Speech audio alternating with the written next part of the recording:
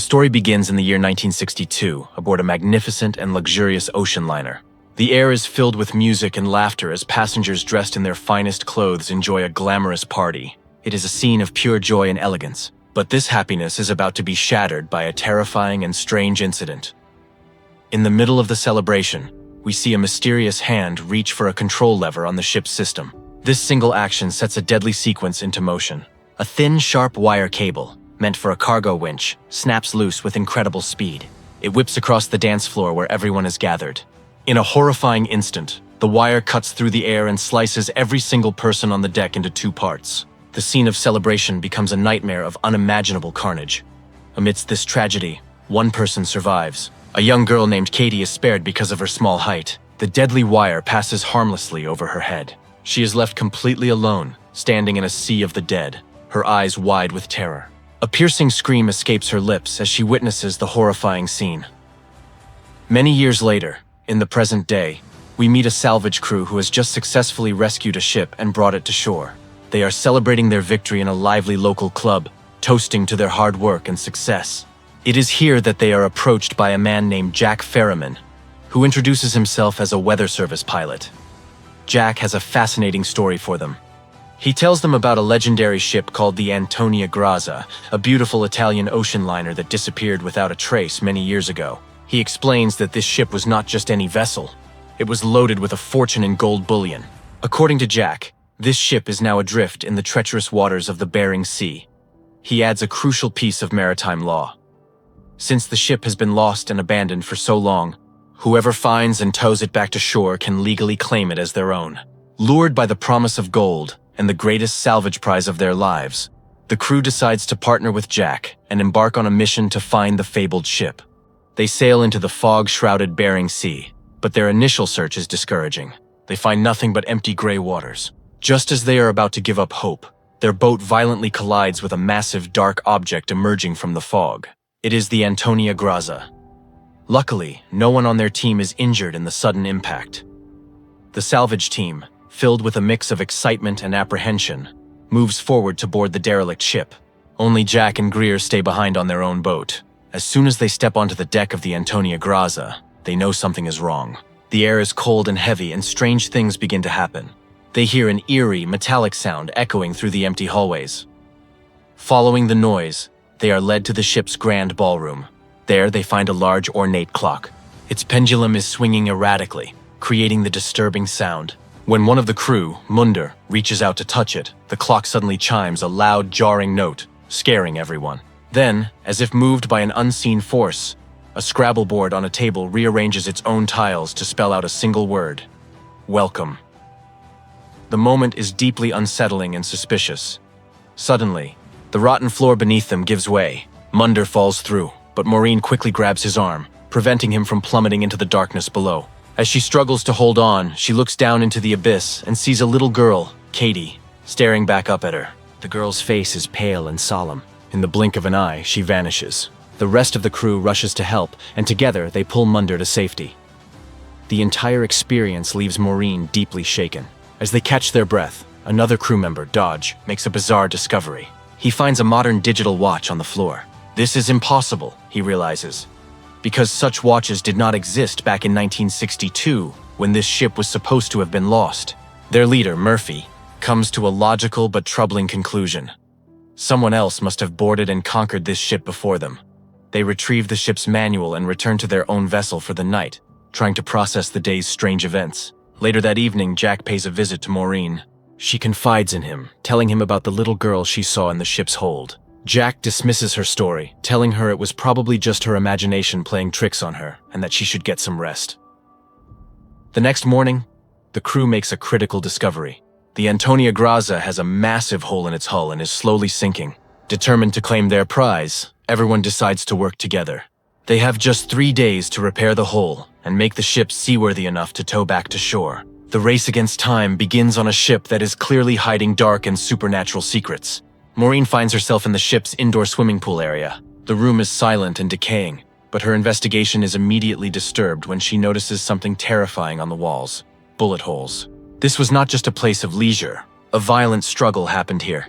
As she backs away in shock, she sees the little girl, Katie, standing at the far end of the pool. Startled, Maureen loses her balance and falls, hitting her head hard on the wet floor. She lies there, dazed and bleeding. As she pushes herself up, her blood falls onto the pool deck and is instantly absorbed, as if the ship itself is drinking it. Jack arrives and helps her, leading her away from the unsettling area. The moment they leave, the empty swimming pool begins to fill, but not with clear, blue water. It gushes with dark, red blood, and within its depths, the ghastly forms of dozens of dead bodies rise to the surface, revealing a hidden graveyard. Meanwhile, Murphy is exploring the captain's quarters. The room is frozen in time, and he finds a single, full glass of wine sitting on the desk. Curious, he picks it up, but as he looks into the large mirror across the room, he sees the ghostly reflection of the ship's captain, still sitting in his chair.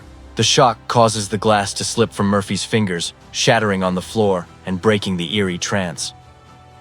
Maureen and Jack, trying to find another way, force open a heavy door leading to the engine room. The moment the seal breaks, a powerful wave of filthy, cold water bursts through, carrying with it the floating, bloated corpses of the ship's engineers. They try to retreat, but the door slams shut and locks behind them, trapping them. Forced to move forward, they fight their way through the flooded engine room to a door on the far side. On another part of the ship, Greer is captivated by the sound of a beautiful, haunting voice singing an Italian song. He follows the sound through the empty corridors, drawn to its source. The voice belongs to Francesca, the glamorous singer who was the star of the ship back in 1962. But every time Greer turns a corner, the source of the music is just out of sight, until he finally glimpses the woman herself, standing alone and ethereal before she vanishes. During their search, Maureen and Jack make an incredible discovery. They find a hidden storage room, and inside, stacked in wooden crates, are bars of solid gold. It is the fortune they were promised. As they are about to run and tell the rest of the crew, they hear strange noises coming from the laundry room. Inside, something hidden under a large white sheet begins to move. It rises and starts shambling toward Maureen, who runs in terror. They pull the sheet away, only to find it is 𝗦𝗵𝗿𝗲 playing a cruel and stupid prank. Furious but focused, Maureen shows everyone the gold. The discovery changes everything. They decide to abandon the plan to salvage the entire ship. Instead, they will take all the gold bars now and leave the cursed vessel behind. They immediately begin the back-breaking work of transferring the heavy gold bars to their own boat. As Santos works in the engine room of their boat, trying to get it ready for departure, a gas cylinder suddenly turns on by itself. At the same time, Katie appears to Maureen, her face desperate as she tries to warn her. But a dark, powerful force grabs Katie and pulls her away before she can communicate. The sabotage is complete when Greer, unaware of the danger, starts the boat's engines. The spark ignites leaked fuel, causing a massive explosion that kills Santos and destroys their only way home. They are now stranded on the 𝗦𝗂𝗀𝗲. With their escape destroyed and a crewmate dead, Maureen's priority shifts from gold to survival and the truth. She is determined to solve the mystery of Katie and the forces haunting this ship. She begins a solitary search for the girl, which leads her to a small, forgotten cabin. Meanwhile, Dodge and Munder, trying to eat some canned food they found, are horrified as the food suddenly transforms into a writhing mass of maggots and insects in their mouths, causing them to vomit in disgust. The ship is actively turning against them, and there is no escape. Maureen continues her search, finally discovering a small personal cabin. As she steps inside, she looks up and gasps in horror. Hanging from a pipe is the tiny, skeletal remains of Katie, still dressed in the party clothes she wore the night she died. The grim reality of the girl's fate is now terrifyingly clear. At the same time, in another part of the ship, something extraordinary happens to Greer. The world around him begins to shimmer and change. The rust and decay melt away, replaced by polished wood and brilliant lights. The air fills with the sound of music and laughter. In an instant, he is no longer in a ghost ship. He is transported back to 1962, in the middle of the glamorous party. He stands, confused and disoriented, surrounded by ghosts. Meanwhile, Murphy sits in the captain's quarters, feeling the weight of their hopeless situation. A wine bottle on the desk suddenly begins to move away from him on its own. He looks up and sees the ghostly captain, who is now clearly visible. Offering him a glass of wine, the captain begins to reveal the ship's dark secrets. He tells Murphy about another vessel, the 𝗟𝗏𝗍, a salvage ship that had disappeared mysteriously before the 𝗦𝗂𝗀𝗀𝗲 found it adrift. The gold in the hold, he explains, was all taken from the 𝗟𝗏𝗍. He confesses that just 2 days after rescuing that cursed ship and its treasure, his own vessel, the 𝗦𝗂𝗀𝗀𝗲, met its own tragic end. To prove his story, the captain hands Murphy a faded photograph. The image shocks Murphy to his core, but we do not yet see what he sees. Back in Katie's room, a heartbroken Maureen picks up a necklace from the skeleton. As she holds it, the ghost of Katie appears behind her. Maureen, trying to offer a kind gesture, holds the necklace out to the girl, but the necklace passes right through Katie's hand. She now knows for certain that she is speaking with a spirit. Katie explains their terrible predicament. She tells Maureen that she and all the other souls on the ship are trapped, held hostage by a dark force. No one can move on or escape until this force has collected enough souls, a quota it is determined to fill. But before Katie can reveal the identity of this evil collector, a dark metallic presence begins to ooze from the walls. In a panic, Katie screams at Maureen to leave the ship immediately.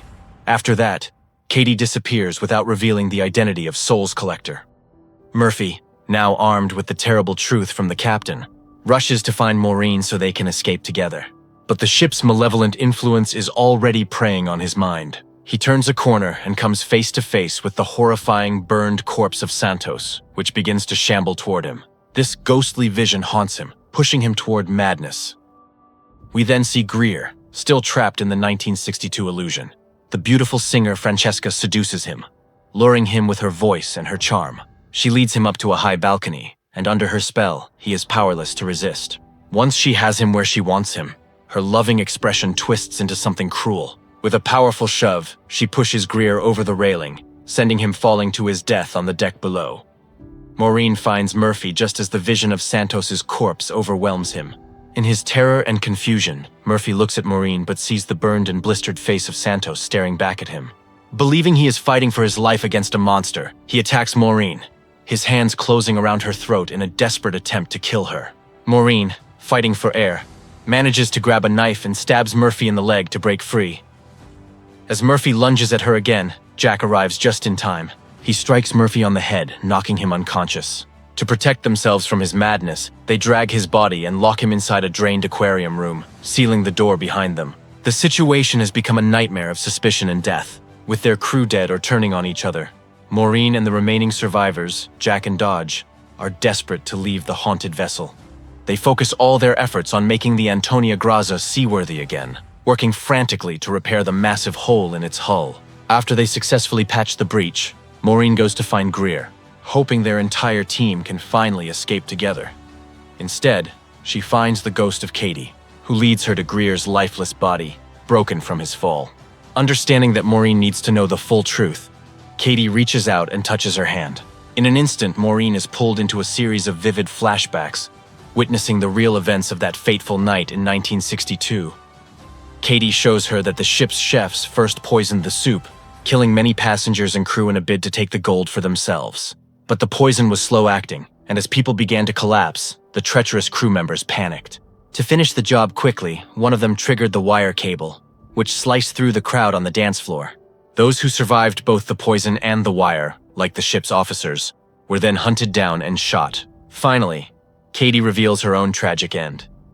The killers discovered her hiding and, to silence the only witness, coldly hanged her in her own cabin. They committed all these murders for the gold.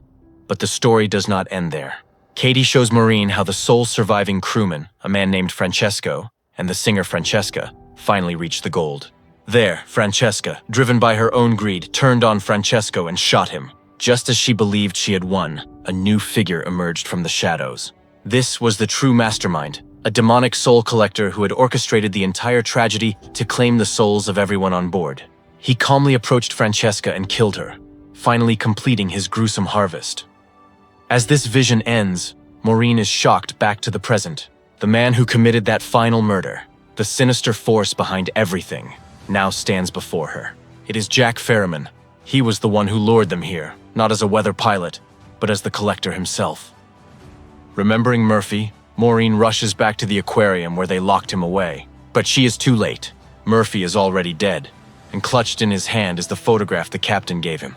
A picture from 1962 of the ship's crew, with Jack 𝗟𝗏𝗀𝗀𝗀 standing among them, unchanged by time.